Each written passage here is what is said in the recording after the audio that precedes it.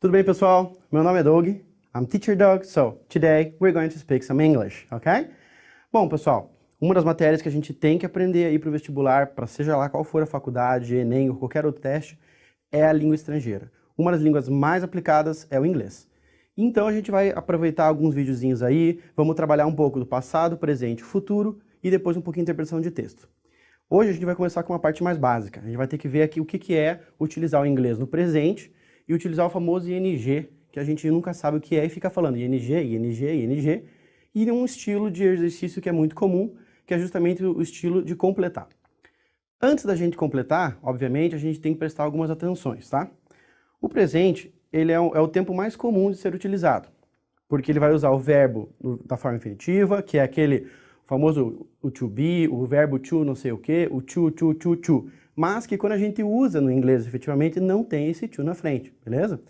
Então vamos prestar atenção para alguns detalhezinhos. Primeiro, como que a gente vai fazer aqui auxiliares e etc. dentro do presente? Am, para quando eu estou falando de mim mesmo. Is, para coisas, etc. no singular. Are, no plural, certo? Tanto pessoas quanto coisas no plural. Um grande auxiliar para a gente no presente é o do. O do é um coringão. Por quê? Porque o do, ele é um verbo fazer, ao mesmo tempo que ele é o fazer como uma ação. Então o do, ele entra para muitas coisas. Por exemplo, I do my homework. I do know something. No primeiro exemplo, I do my homework, eu estou dizendo que eu faço o meu dever de casa. No segundo exemplo, eu estou dizendo que eu sei algo. O do ali não é eu sei fazer algo, é eu sei algo. Então ele é um auxiliar. E aí vocês vão ter aquela observação. Quando a gente tratar he, she ou it, que é ele, ela ou uma coisa, a gente tem que dar aquela adicionadinha no S, né? Então o do vai virar does. Então a mesma coisa vai acontecer para o have, que é o verbo ter, certo?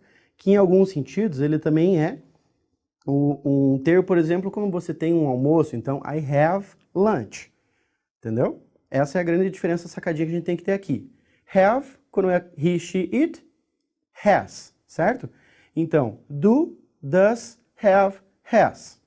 E aí a gente tem as formas negativas, porque todas essas são formas positivas, ou às vezes, uma forma de utilização que você faz para perguntar. Então a gente tem ali na negativa. Is vira isn't, are vira aren't, do vira don't, does vira doesn't, have vira haven't e has vira hasn't. Por quê? Porque é como se fosse o not. Eu não, sim, não, fazer não, eu não fazer. E esse vira o não fazer. Detalhe, aqui a gente tem que lembrar do I'm not, não tem um I am, certo? Não tem um I'm not todo contraído. O I'm já é contraído. E aí o que é o ING? O ING justamente é o gerúndio da coisa, é o movimento, ele é a coisa que você está fazendo. É o nosso endo, indo, ando, certo? Então, por exemplo, bem simples. I'm very positive about this next test. Então, eu estou muito positivo sobre a próxima prova. Agora, se eu for dizer que eu não estou com medo, I'm not afraid. Se eu estou falando dele, he is very smart. Agora, se eu estou falando de todos eles, é o plural. They are ready. De outros sentidos também, I don't know. Então aqui eu não usei o am, eu usei o don't, que é o fazer, saber, é o auxiliar para verbo, certo? She doesn't study. Ou seja, do, quando a gente está falando de she, vai um Szinho, does. Negativo, she doesn't study. Ok? Eu acho que aqui a gente pegou uma boa basezinha do que a gente está falando aqui. He has a lot of books. O has é o verbo ter, certo? Ele tem muitos livros. Como é he, she, it, has. A gente vai adicionar o S. I have many options to choose. Por quê? Porque eu, eles e elas, e todos no plural, o verbo vai no normal. Have e não has. Então, como é que a gente vai formar essa expressão aí? É o verbo com o ing vai expressar esse movimento. Então, estudar. Eu estou estudando. I'm studying a lot this year. He's riding his bike. She's eating a lot today. He's doing some exercises. They are singing together. I'm thinking about my notes. Percebam que todos eles têm o verbo it com ing, eating. Do com ing, doing. Sing com ing, singing. Think com ing, thinking. Esse é o ing. Sempre que você vê o ing, é uma coisa que está acontecendo, ok? ing, gerúndio, movimento, alguma coisa que está acontecendo. Então a gente vai voltar lá para o exercício, tá? I, a big test this year. A primeira opção que a gente tem vai ser alguma coisa entre have, has ou had. Lembrando que o had é passado, podemos descartar essa aí, porque eu tenho neste ano, a gente tem que ler sempre a frase inteira. Então eu tenho I have a big test this year. Então já temos a primeira, já eliminamos aí para 3 opções. So, I, to study a lot. A gente vê ali o verbo que é precisar. A gente já descartou aquela opção C. Então, é o verbo precisar, need. Então, eu preciso, eu precisando, eu precisei. Eu preciso. Então, o verbo normal aqui, I need to study a lot. I'm since January, but many of my friends... Então, como é que a gente tem lá? Eu, alguma coisa desde janeiro. Se é desde janeiro, vocês não concordam comigo com alguma coisa que está acontecendo desde janeiro? A gente sempre tem que olhar essas palavrinhas e pegar essas dicas. Então, se o verbo é estudar, ele vai ter que estar no ing, studying.